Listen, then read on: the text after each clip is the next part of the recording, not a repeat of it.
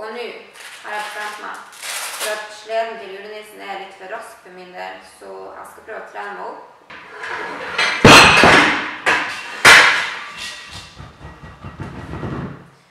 Fuck det her.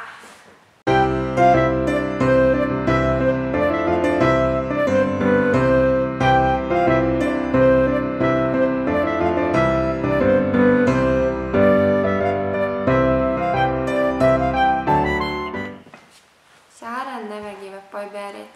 Jeg trenger din hjelp med å få tak i julenissen. Jeg har sett han flere ganger, men han kommer seg alltid unna fordi sleden hans er for rask for meg. Nå trenger jeg din hjelp til å ta igjen nissen. Har du noen treningstips til meg?